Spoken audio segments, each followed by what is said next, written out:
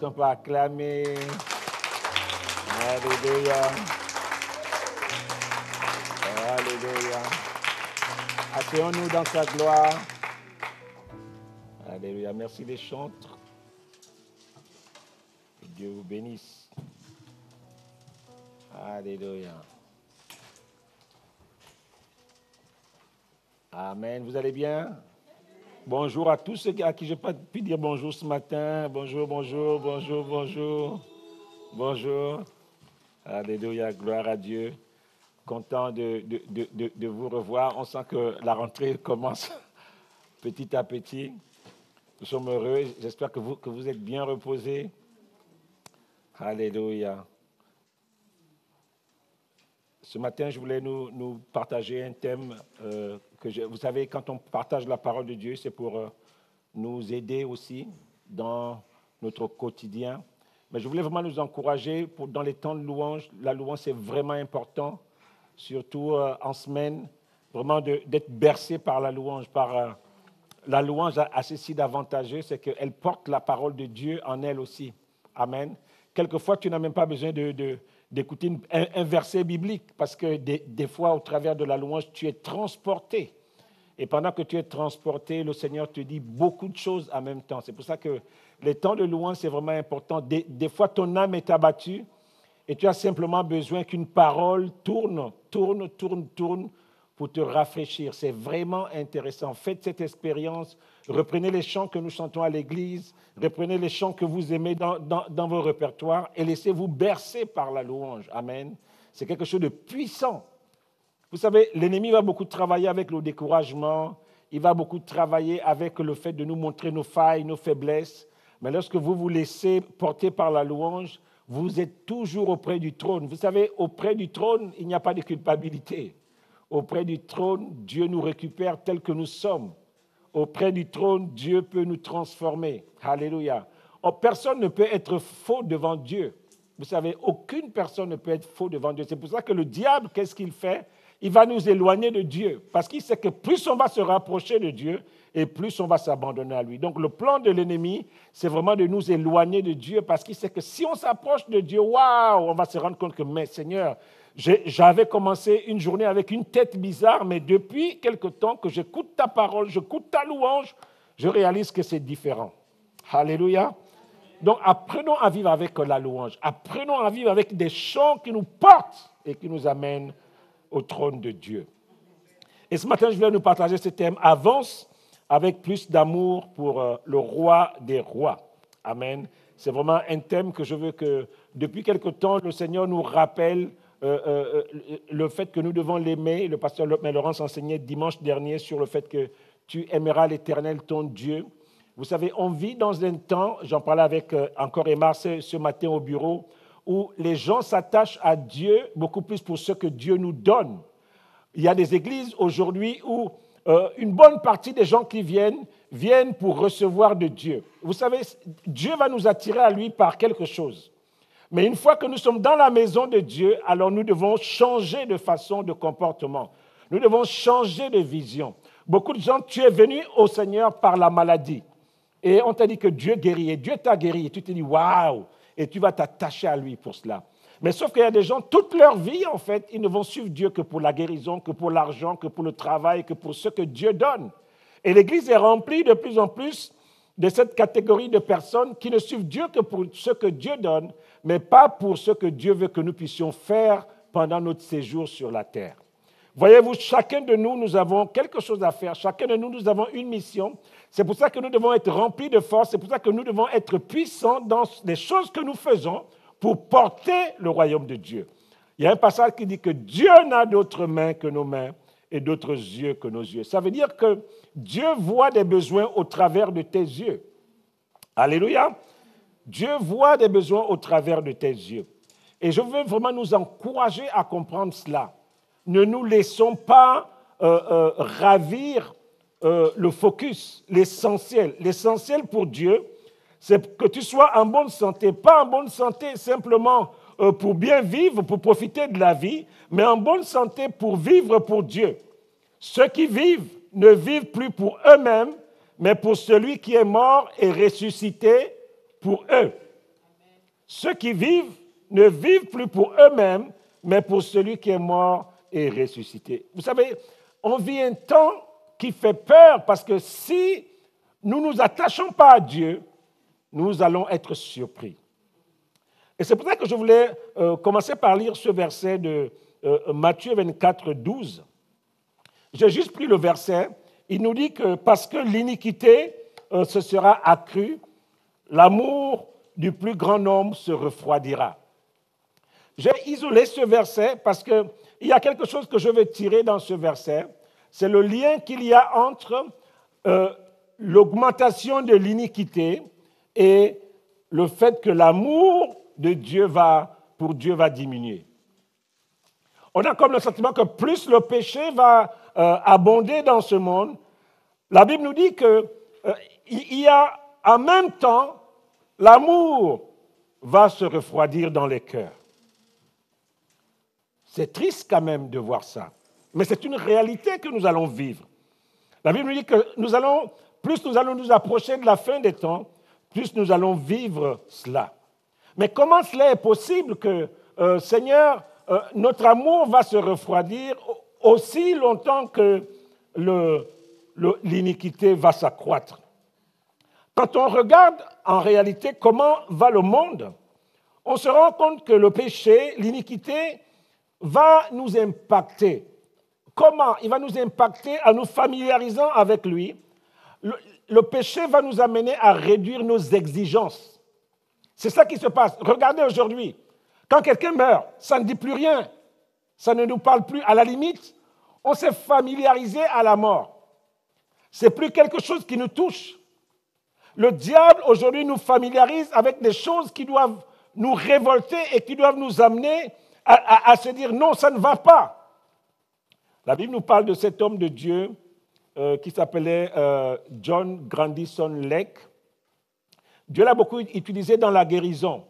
Et quelque chose s'est passé alors que dans son église, il y avait une épidémie. Je pense que c'était une épidémie de choléra. Il était réduit à célébrer des messes de mort tous les week-ends parce que les gens de son église étaient touchés. Jusqu'à ce qu'il s'est levé et il a dit à Dieu, ça n'est assez. Et il a commencé à se lever contre cette maladie dans la contrée où il vivait. Et on nous rapporte que Dieu a commencé à l'utiliser dans la guérison. Parce qu'il y a quelque chose qu'il n'a pas accepté. Il savait qu'il était équipé, qu'il était oint, et il a refusé d'être le pasteur qui célèbre des morts tous les week-ends. Mais nous, qu'est-ce que le diable fait aujourd'hui? Il va réduire nos exigences. Aujourd'hui, on apprend même qu'une fille a été violée. Bon, on continue sa route. On apprend qu'à Marseille, des gens se sont tirés dessus. Oh, bon, à la limite, on est habitué maintenant. Non, on ne peut pas s'habituer au mal. Parce que l'impact que ça a dans nos vies, c'est que ça réduit nos exigences et ça nous amène à finalement rentrer dans le moule. Nous sommes dans le moule, en fait. Et tu dois sortir du moule ce matin. Le Seigneur veut que tu sortes du moule. Le Seigneur veut que nous sortions de ce moule dans le nom de Jésus. Parce que si tu es dans le moule, tu ne peux plus réagir pour les intérêts de Dieu. Tu ne vois plus les choses comme Dieu voit. Pour Dieu, le péché est grave. Pour Dieu, le péché est grave. Ce n'est pas quelque chose avec lequel on doit se familiariser. Le péché, c'est le péché. Et le but de l'ennemi, c'est de nous habituer à ça, de nous familiariser à ça. La Bible dit que le péché doit nous troubler, doit troubler notre âme. On ne peut pas être à l'aise vis-à-vis de ça. Et l'ennemi nous amène. Et c'est pour ça que plus le péché va augmenter, plus notre amour va prendre un coup, nos exigences. Mais ça prendra un coup dans la vie de ceux qui ne seront pas près de Dieu, de ceux qui ne vont pas reposer à l'ombre du Tout-Puissant. Amen. De ceux qui ne reposeront pas à l'ombre du Tout-Puissant. Je veux nous interpeller par rapport à ça ce matin. Vous savez, si nous vivons, c'est pour Dieu que nous vivons. Vivre une vie sans Dieu, ça n'a pas de sens. Ça n'a vraiment pas de sens. Il n'y a pas de sécurité. Il n'y a pas d'avenir, il n'y a pas d'espérance. C'est pour ça que Paul dit que si c'est seulement sur la terre que nous espérons en Christ, nous sommes les plus malheureux de la terre. Si notre espérance est basée sur le fait que Dieu me trouverait un mari, Dieu me trouverait un travail, j'aurai une belle situation, si c'est ça, l'apôtre nous dit que nous sommes malheureux parce que les païens n'ont pas besoin de Christ pour cela. Il y a des païens, s'il veut acheter même toute une ville, il vient là, il achète tout Paris. Ils n'ont plus de limites. On connaît l'épisode Messi, où tous les clubs étaient prêts à mettre tout ce qu'il faut pour l'acheter. Ça veut dire qu'il n'y a pas de limite. On te donne un chèque à blanc. Que Dieu nous aide à nous recentrer sur l'essentiel. Si je vis, ce n'est plus moi qui vis, c'est Christ qui vit en moi. Alléluia. Donc, comment nous pouvons faire? Je voulais qu'on médite ces passages de Ésaïe 40, 2 versets, à partir du verset 30 et 31. Comment que Dieu nous aide ce matin de façon à nous repositionner. Ne nous laissons pas aller. Ne laissons pas notre âme se familiariser avec le péché. Ne laissons pas notre âme accepter des choses qui ne sont pas acceptables. Vous savez, c'est lorsque vous vous révoltez dans votre cœur que vous pouvez changer la situation. Et dans tous les domaines. Il y a des gens qui étaient révoltés et ils ont répondu à un besoin. Ils ont créé une société et ils ont été une source de bénédiction. Parce qu'ils voulaient que ça change. Et chacun de nous, Dieu nous a équipés pour changer le monde là où tu es. Parce que s'il y a des choses que tu n'acceptes pas, il y a des choses que tu te dis non, ça, non, je ne l'accepterai pas, alors tu vas commencer à travailler pour cela. Mais vous savez ce qui nous bloque? Personne ne veut payer souvent le prix, parce que des fois c'est lourd. La Bible nous dit au verset 30 d'Ésaïe 40, les adolescents se fatiguent et se lassent, et les jeunes hommes chancellent. Mais ceux qui se confient en l'Éternel renouvellent leur force. Ils prennent le vol comme les aigles. Ils courent et ne se lassent point. Ils marchent et ne se fatiguent point. Je vais relire la parole de Dieu. Les adolescents se fatiguent et se lassent. L'autre mot pour lasser, c'est s'épuise. Et les jeunes hommes chancellent. L'autre mot pour chanceler, c'est vaciller, manquer d'équilibre. Mais ceux qui se confient en l'Éternel renouvellent leur force. Ils prennent le vol comme les aigles. Ils courent et ne se lassent point. Ils marchent et ne se fatiguent point. Lorsque vous lisez le chapitre d'Ésaïe 40, c'est un chapitre qui nous parle de Christ et de son règne. Ce chapitre nous parle de ce que le Seigneur apporte dans la vie des hommes, de la transformation. Je vous conseille de le lire pour mieux comprendre le contexte dans lequel est cité ce verset. Il décrit en fait Jésus travaillant dans l'Église, travaillant au milieu des hommes et les transformant. C'est de ça que ce chapitre parle. Et il y a des points que j'aimerais que nous puissions voir. Je voulais qu'on affiche le verset 30. Il nous dit que les adolescents se fatiguent et se lassent, et les jeunes hommes chancellent. On nous parle des adolescents et des jeunes en rapport avec ce que les jeunes et les adolescents peuvent représenter. Ils peuvent représenter la force, ils peuvent représenter le courage, ils représentent la fougue, le zèle, la détermination dans les choses qu'ils font. Ils vont les faire à fond parce qu'ils ont de la force, ils sont jeunes et on a tendance à dire quand on est jeune, on fait beaucoup de choses. Mais il y a quelque chose qui est bizarre. Ça veut dire qu'il y a quelque chose que le Seigneur ramène ici. La Bible nous dit qu'en dépit de ce que les jeunes hommes et les adolescents peuvent représenter, la Bible nous révèle qu'ils se fatiguent. Ils se lassent. Ils chancellent. Dieu nous peint un tableau de quelqu'un qui a des capacités, mais qui à un moment donné, ces capacités ne sont plus utiles pour lui. Parce qu'il se fatigue, malgré son zèle, malgré la force de sa jeunesse, malgré sa fougue, malgré son courage.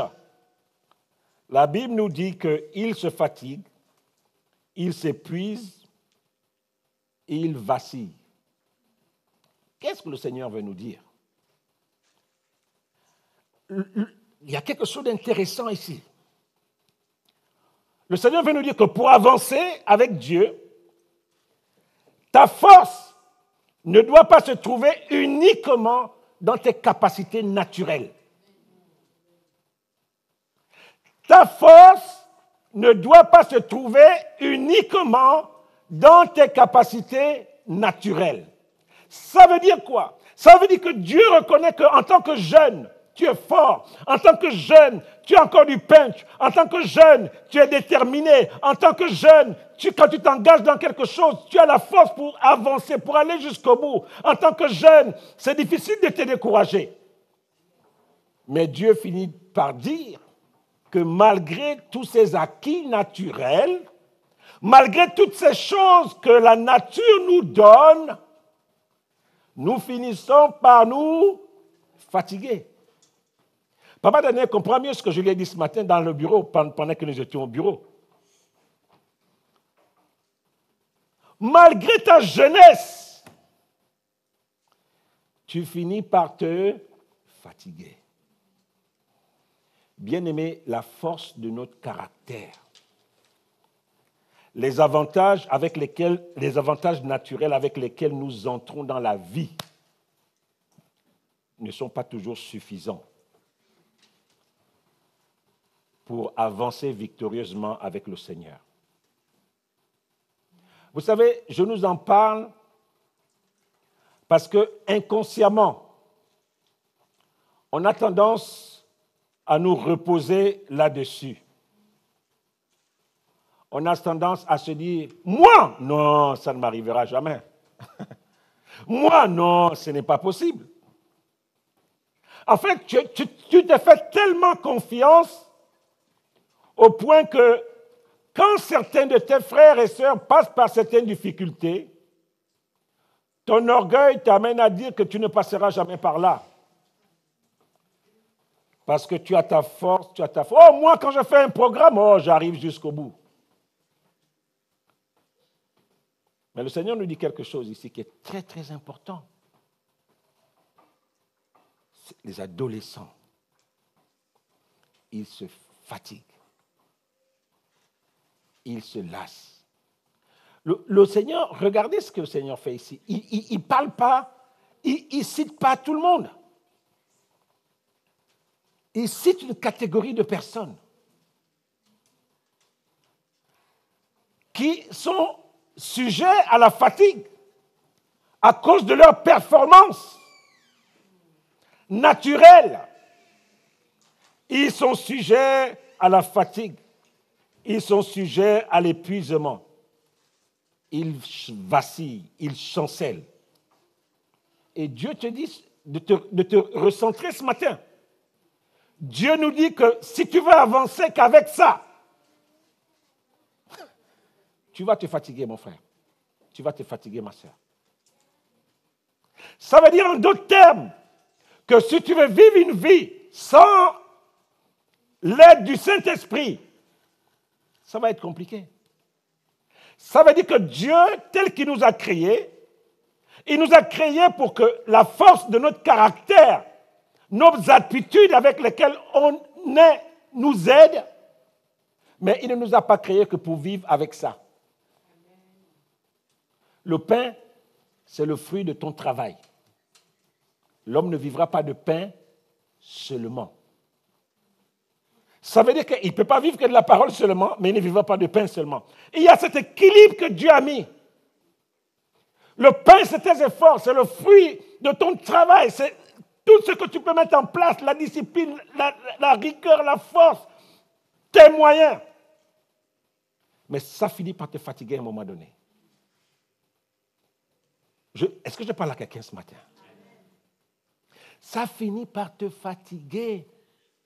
C'est Dieu lui-même qui dit que les jeunes, pourquoi il prend les jeunes? Pourquoi il prend les adolescents? Il y a des jeunes qui sont comme des piles. Nous, ceux qui ont des enfants à la maison, il y a des enfants que tu ne peux pas arrêter. Moi, j'ai eu ma petite fille à la maison qui est venue là. Mais c'est une pile.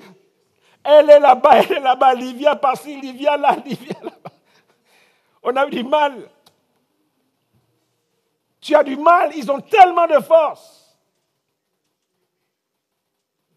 Ils finissent par se fatiguer. Ce matin, le Seigneur nous interpelle. Il nous montre que dans ce que nous voulons faire, on doit lui laisser de la place. On doit vraiment lui laisser de la place. Je ne parle pas de laisser de la place dans notre esprit. On doit lui laisser de la place. Ça veut dire que si j'achète une voiture de une place, il n'y a pas de place pour mon épouse. Ou si j'achète une voiture de 2 places et que nous avons un enfant, on n'a pas laissé de la place pour notre enfant parce qu'on sait qu'on ne pourra pas l'embarquer avec nous. Est-ce que vous comprenez ça? Dans ce que nous faisons, on doit laisser de la place à Dieu. Lui laisser vraiment la place. Ça veut dire que quand une famille a 2 enfants ou un enfant et qu'il veut faire l'achat d'une maison ou d'une voiture, on va faire comme le frère Serge a fait. Il s'est débarrassé de sa petite Peugeot et il a payé cette place. Parce qu'il sait qu'il doit laisser de la place, il doit prévoir de la place pour les enfants. C'est pour ça que je dis qu'on doit vraiment lui laisser la place. Est-ce que quand tu te regardes dans ton fonctionnement, il y a une place qui est pour le Seigneur? Dans tes calculs, dans tes choix, est-ce qu'il y a une place où on sait que là, c'est la place du Seigneur? Parce que quand vous avez 2 enfants et que vous avez une voiture, quand vous démarrez, même qu'un frère vous demande que est-ce que tu peux me déposer à la gare? Qu'est-ce que tu fais? Tu comptes d'abord toi et ta femme et vos 3 enfants. Si ta voiture a 5 places, tu dis non, je ne peux pas. Parce que les places qui sont là, c'est pour mes enfants.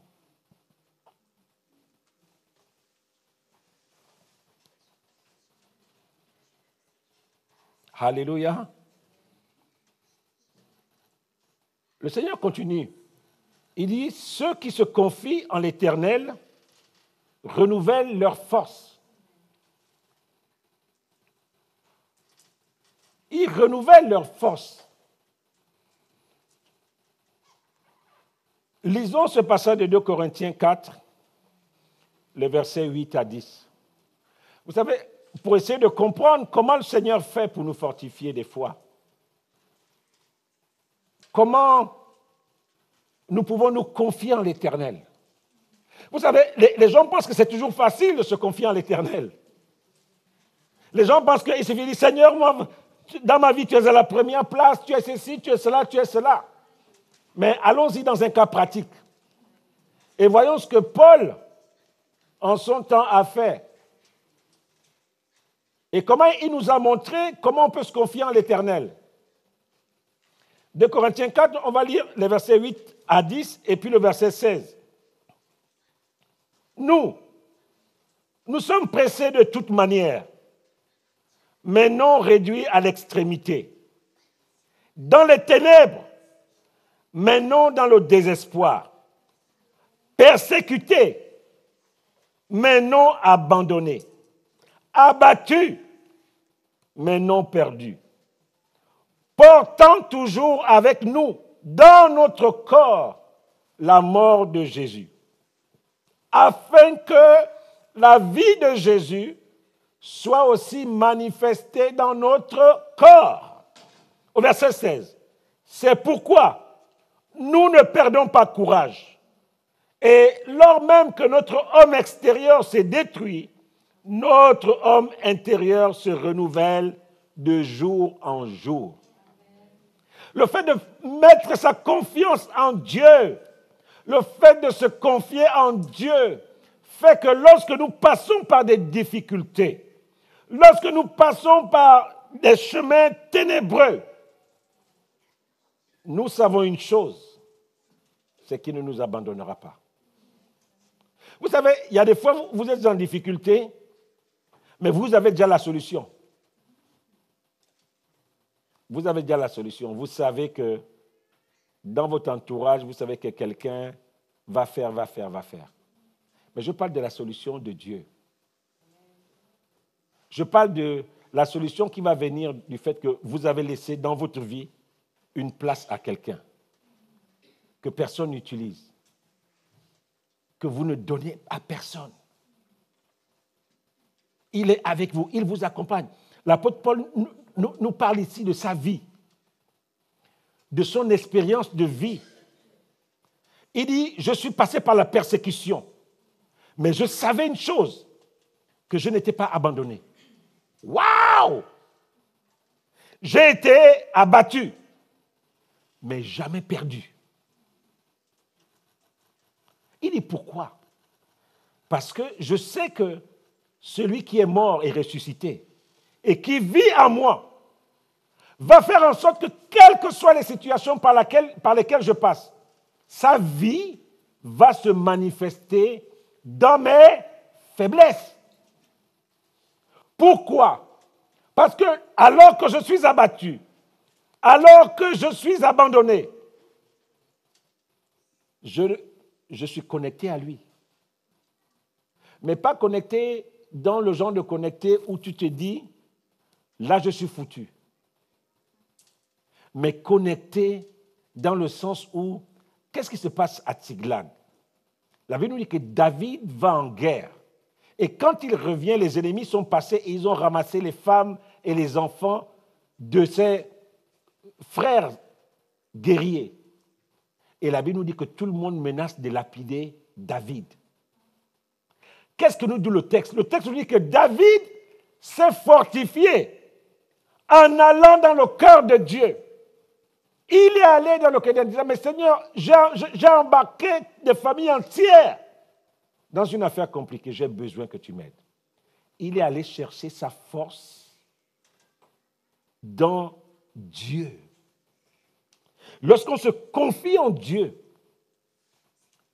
ta force, pas lorsque le soleil brille. Parce que vous savez, quand le soleil brille, allez-y sur les champs, tout le monde est beau, belle, tout le monde a des couleurs. C'est beau. C'est facile de dire qu'on est fort. Mais lorsque tout est ténébreux, lorsque c'est sombre, c'est là qu'on va dans le cœur de Dieu. Bien-aimés, je veux nous encourager ce matin parce que nous savons tous, on n'a plus besoin de nous démontrer que le monde va mal. Même avant le Covid, nous le savons. Mais aujourd'hui, c'est d'autant plus présent que c'est quelque chose qui est une réalité. Et notre foi en Dieu doit être quelque chose de réel. Ça doit être quelque chose de réel. C'est pour ça que je dis que nous devons avancer avec plus d'amour pour le roi des rois. Ça veut dire que quand tu avances, vous savez, il y a des gens qui avancent avec le découragement. Il sait que la relation là ne m'amènera nulle part, mais on essaie de sauver les meubles. Ce n'est pas comme ça que Dieu veut que tu avances avec lui. Oh Seigneur, lorsque je vois la vie de tel frère, je ne vois pas comment dans telle situation je vais m'en sortir. Dieu veut bâtir son histoire avec toi. Dieu veut bâtir sa propre histoire avec toi. Il ne veut pas bâtir son histoire avec toi sur la base du témoignage de quelqu'un d'autre.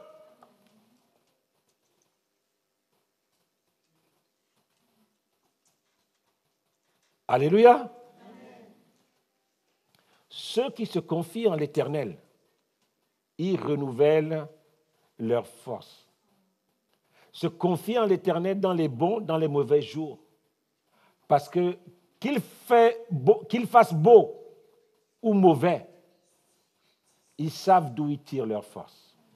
C'est pour ça que ce matin je vous ai dit, édifiez-vous par des chants, par la parole. La parole de Dieu doit être quelque chose de présent dans votre vie. C'est ça qui va faire que lorsque vous passez par des chemins de pleurs, de larmes, des chemins de joie, vous sachez quoi faire. Écoutez ce que nous dit le verset 30. Le verset 31. Il y a quelque chose de particulier dans ce verset 31. La Bible ne nous parle plus des adolescents. La Bible ne nous parle plus des jeunes. Mais il y a une nouvelle catégorie dont on nous parle ici. On ne nous parle plus des jeunes, on ne nous parle plus des gens qui rentrent dans la vie chrétienne avec des acquis. Mon père était pasteur, ma grand-mère était ceci, mon oncle était cela, mon oncle était, je suis né dans l'église, je ne suis pas né dans l'église. On ne nous parle plus de ces gens-là ici. Des gens qui rentrent dans leur vie avec des capacités naturelles. Ce n'est pas d'eux qu'on nous parle au verset 30. Les gens qui se confient en l'Éternel n'ont plus de catégorie. Ce ne sont plus des jeunes. Ce ne sont plus des adolescents. Mais on nous parle d'eux en disant ceux,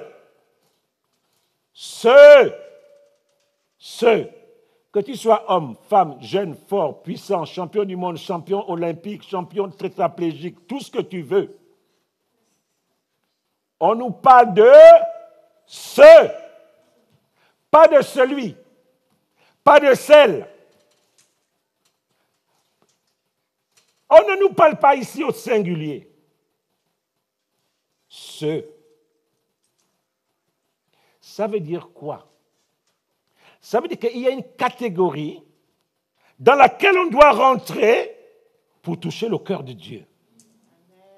Et cette catégorie dans laquelle on doit rentrer pour toucher le cœur de Dieu ne s'appuie pas sur ses capacités naturelles.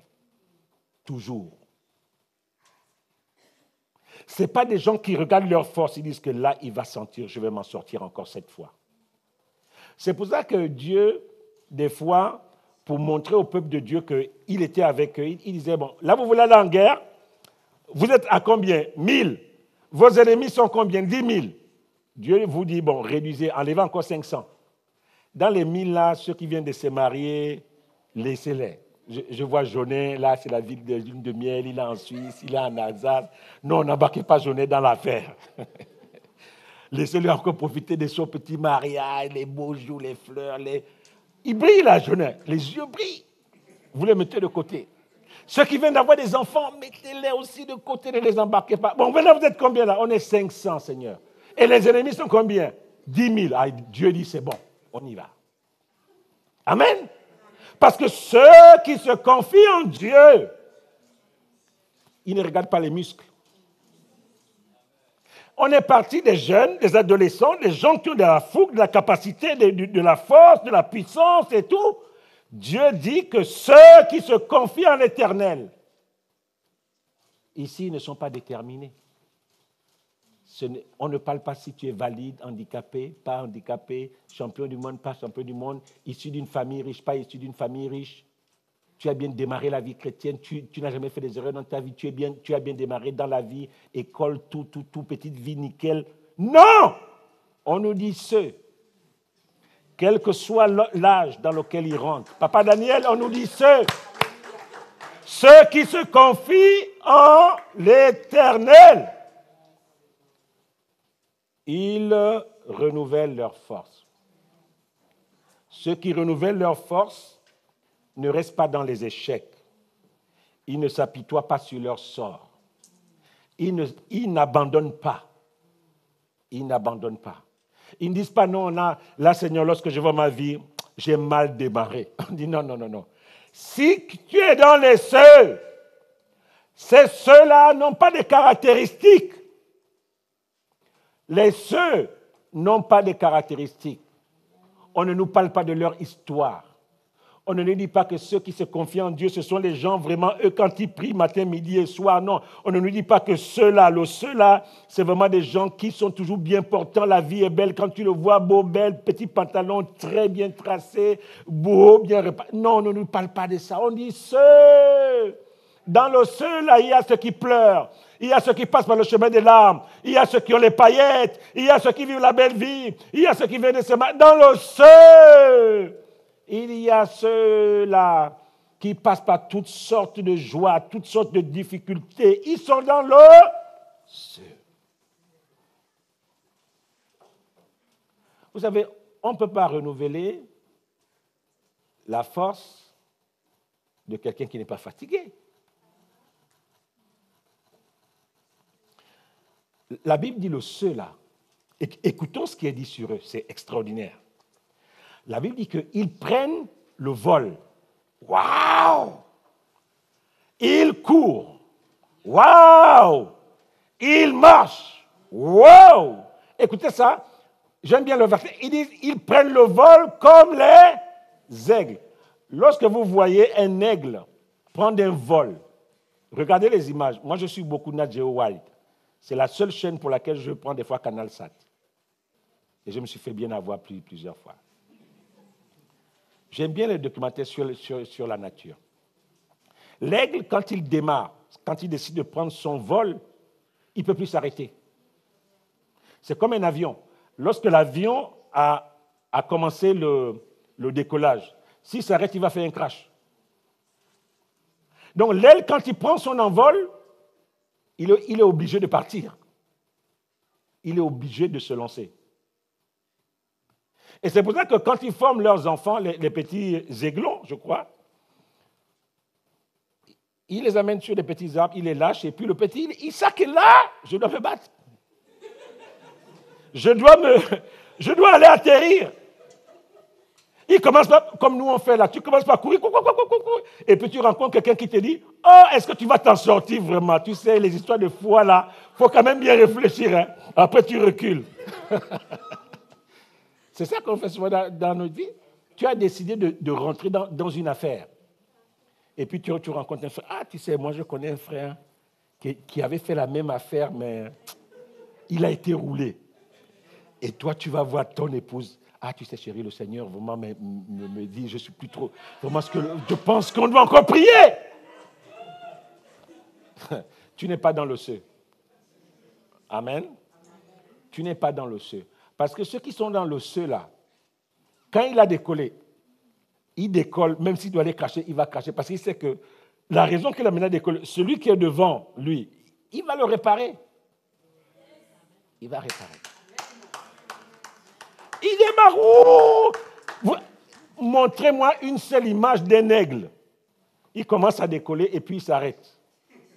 Fouillez YouTube, vous n'allez pas trouver. Donc les paroles de Dieu ont un poids. La Bible nous dit quoi? Il court et ne se lasse point. Ça veut dire ce que ça veut dire. Ça veut dire qu'on peut commencer à courir et se fatiguer. Mais il dit que ceux qui se confient en l'Éternel, quand ils commencent la course là, ils savent qu'ils vont arriver au bout.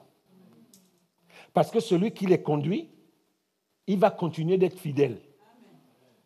Donc, quand il court, la Bible, Ésaïe dit, il ne se lasse point. Ça veut dire quoi? Il ne s'épuise point. Pourquoi tu ne t'épuises pas? Parce que tu sais que celui en qui tu as cru est fidèle. C'est pour ça que lorsqu'Élie est découragé, il veut faire le chanteur avec Dieu. Seigneur, si tu ne viens pas, je vais mourir, je me suicide. Il va au torrent de Kérit. Seigneur, je vais me suicider, je vais me suicider. Dis, lève-toi. J'ai une mission pour toi. Souvent, on fait ce chanteur à Dieu. Mais Seigneur, tu vois comment j'ai commencé. Mais c'est toi qui m'as dit de faire. Mais si tu es épuisé, Dieu dit que l'épuisement fait partie du jeu, mais la Bible dit que tu ne vas jamais...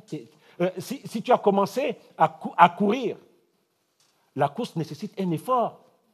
Mais Dieu te garantit que tu ne vas pas t'épuiser. Pourquoi tu ne vas pas t'épuiser? Parce qu'il est là derrière. C'est un peu, vous voyez les gens qui font la course à vélo là. Il y a souvent dans des carrefours des gens qui ont des bouteilles d'eau de leur team. Quand ils prennent un virage là, il y a des gens qui donnent des bouteilles d'eau là. Vous savez ce qu'ils font? Ça m'a épaté cette image-là. Ils boivent. Moi, je pensais même qu'ils vont garder la bouteille au cas où. Hein. Ils balancent les bouteilles. Pourquoi? Parce qu'ils savent qu'au prochain carrefour, il y a un pourvoyeur d'eau. Et puis, ils reboivent. Je me suis dit, mais... Donc, ce qui fait qu'il y a toute une industrie qui s'est développée autour du ramassage des bouteilles d'eau, des cyclistes et tout le reste. Le gars ne se soucie pas. Il y a des fois même, il prend juste une gorgée. Il dit, mais lui là aussi, garde, on ne sait jamais. Comme nous disons, on ne sait jamais. Ils courent, mais ils savent. Ils courent, mais ils le savent. Ils ne sont pas dans le on ne sait jamais. La Bible nous dit quoi? Ils marchent et ne se fatiguent point. Est-ce que vous connaissez un homme qui marche sans jamais se fatiguer? Ça veut dire qu'on n'est plus dans le domaine du naturel. Vous connaissez un homme qui court sans jamais s'épuiser? Ou une femme qui court sans jamais s'épuiser? Est-ce que vous pouvez me parler de quelqu'un comme ça? Même Usain Bolt, dès qu'il a fait le petit 100 mètres là, et il fait... On a vu les Jeux olympiques. Dès qu'il a fait le 100 mètres là, ils terminent tous à terre. Que Dieu nous aide. Dans ce verset, il y a quelque chose qui m'a touché, c'est que l'accent est mis sur le « il ». On ne nous parle pas de « il » au singulier. C'est comme si Dieu renouvelle nos forces, notre force pour ses objectifs. Dieu renouvelle nos forces pour des objectifs communautaires, pour sa cause à lui. Comme pour nous dire que dans ce combat, il ne faut pas être seul. Est-ce que vous n'avez pas remarqué? C'est au pluriel. Il, pas celui, pas celle. Ça veut dire que dans cette logique de Dieu, tes forces sont renouvelées. Pourquoi? Parce que tu n'es pas seul dans la course, vous êtes il et votre objectif est communautaire. Waouh! Ça veut dire que Seigneur, si je roule pour mes petites affaires, pour mes petits intérêts, je n'ai pas la garantie que tu renouvelles mes forces. Eh oui, eh oui, eh oui, eh oui. Il y a comme cette notion de communautaire, il y a comme notion d'ensemble, il y a comme cette notion de pair, il y a comme cette notion que ce que je fais en fait, ce n'est pas quelque chose qui va profiter qu'à moi. Il y a comme le sentiment que c'est comme si nous nous mettons ensemble pour poursuivre un objectif commun. C'est comme si nous marchons en il parce que nous allons quelque part. C'est comme si nous courons en il. C'est comme si nous allons quelque part. Il au pluriel. Ça veut dire que nous devons revoir les raisons pour lesquelles nous demandons à Dieu de la force. Il y a beaucoup de gens qui veulent être prophètes aujourd'hui parce que c'est un ministère qui marche bien là au XXe siècle. Je n'ai jamais vu autant de prophètes et de prophétesses. Surtout prophétesses. Les sœurs, hein, excusez-moi. Sorry, sister. J'ai jamais vu autant de prophétesses. Mais je crois qu'il y a aussi beaucoup de prophètes. Hein. Je sens le oui là comme pour un coup de massue sur les hommes. Pourquoi les gens veulent être prophétesses? Je vais finir par là. Pourquoi tout le monde fuit le pastorat? Dites à une frère, une soeur que je te vois pasteur. Ah non, moi c'est vraiment... Pourquoi? Parce que c'est un ministère dur, c'est ingrat. Parce que pasteur, en réalité, c'est tu restes dans l'église. Il n'y a pas les grands séminaires avec les pancartes, les trucs, les machins, il n'y a pas ça. Donc, pasteur n'intéresse pas, il n'y a pas trop de gloire, tu es là enfermé dans ton église avec tes brebis, bon. Évangéliste, encore, c'est compliqué parce que, bon, l'évangélisation, c'est quand même des responsabilités. Il faut évangéliser les gens. Donc, évangéliste, là, par exemple, on est coincé. L'évangéliste donné est parti. Évangéliste, c'est un appel. Ça veut dire que Dieu a prévu que dans l'Église, il y ait des évangélistes parce qu'ils portent une onction particulière. Évangéliste, vous êtes où? Ah non, c'est chaud, évangéliste. Après, tout le monde va être apôtre. Apostle. Ah, il vient se mettre avec les mains levées comme ça. On attrape seulement les sacs et les... Apostle. Ah, tout le monde veut être ça. Parce qu'il y a une gloire qui environne cet appel. Amen. Docteur, docteur de la parole, c'est chaud, hein, parce qu'il faut étudier la parole de Dieu tout le temps, machin. Non.